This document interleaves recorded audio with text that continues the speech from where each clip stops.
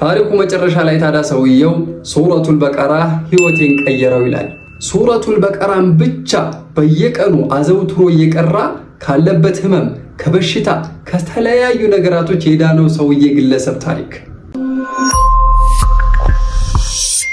ቢስሚላህ ዛሬም እንደተለመደው ጣፋጭና አስተማሪ የሆኑ ታሪኮችን እያነሳን እንገኛለን ኢንሻአላህ። ወደ ታሪኩ ከመግባታችን በፊት ሁለት ነገር ግዴታ ነው። አንደኛ በምንወዳቸው በነቢዩና ሙሐመድ ሰለላሁ ዐለይሂ ወሰለም ላይ አንድ ጊዜ ሰለዋት ማውረድ፣ ሁለተኛ የምትወዱትን ደስ የሚላችሁን አንድ ኢስቲግፋር ኮሜንት ላይ መጻፍ። ቢስሚላሂር ረህማኒር ረሂም።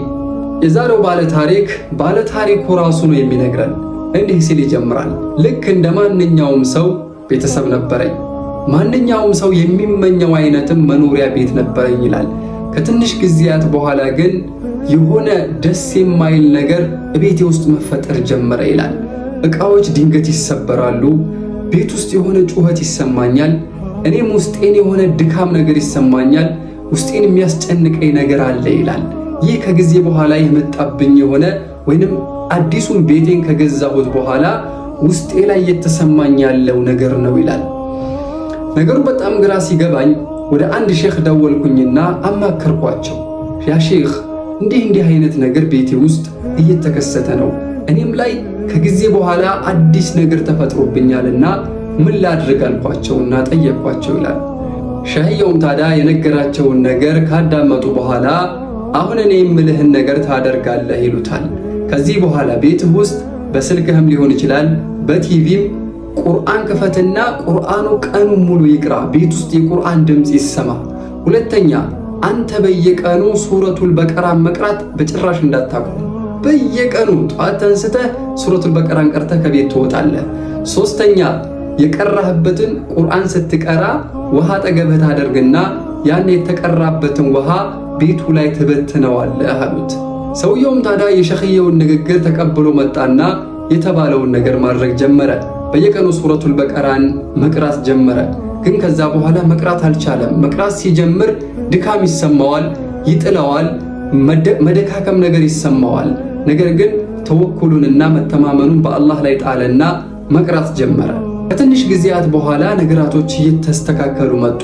ሰውየውን የሚረብሸው ነገር፣ ቤተሰቡ ውስጥ ያለው አለመግባባት፣ የሐሳብ አለመዋዋጥ እየተስማማ መጣ። ከዕለታት አንድ ቀን ታዲያ ይህ ሰውዬ ወደ መስጊድ ሲሄድ ከረጅም ጊዜ በፊት ያየውን አንድ ጓደኛውን መንገድ ላይ ያገኘዋል። ጓደኛውም ታዲያ በድንጋጤ ወንድሜ ትናንትና እኮ ስላንተ የሆነ ህልም አየሁኝ አለው። የሆነ በር ላይ አንተ እጅግህን ሰብስበህ ቆመሃል። ከቤቱ ውስጥ ግን አይጦች፣ ዝንጀሮዎች ሲወጡ አየሁኝ። ግማሾቹ እቤቱ ውስጥ ሙተዋል፣ ግማሾቹ ደግሞ ከነ ህይወታቸው ከቤት ሲወጡ አየሁኝ ብሎ ይነግረዋል።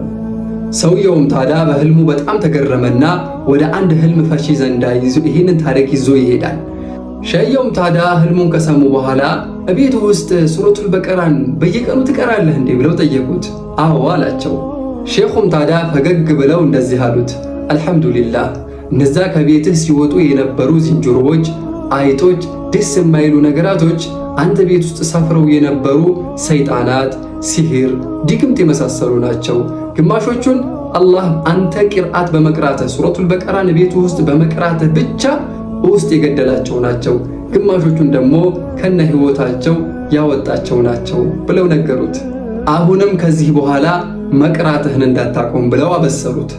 አላሁ አክበር። ከዚያ በኋላ ቤቴ በበረካና በሰላም ተሞላ ይላል። የተወደዳችሁ እህቶቼና ወንድሞቼ ሱረቱል በቀራ ለቤታችን በረካ፣ ለህይወታችን ሰላምና ከሰይጣን ተንኮል የምንጠበቅበት ትልቅ መፍትሄ ነው። ነቢዩ ሰለላሁ ዐለይሂ ወሰለም በሐዲሳቸው ላይ እንደተናገሩት ሱረቱል በቀራን መቅራት በረካ ነው፣ መተው ደግሞ ጸጸት ነው። አጋንንቶች ወይንም ሰይጣኖች በሷ ላይ ምንም አቅም የላቸውም ብለዋል። ስለዚህ በየቤታችን ሁሌ ሱረቱል በቀራን መቅራት ቤታችንን ሰላም ያደርገዋል። ይህ ታሪክ ለአንድ ሰው ይጠቅማል ብላችሁ ካሰባችሁ ሼር ማድረግ እንዳይረሳ። እናንተም ሰብስክራይብ አድርጉ። ካልፈለጋችሁ አለማድረግም ትችላላችሁ። ሰላም አለይኩም ወራህመቱላሂ ወበረካቱሁ።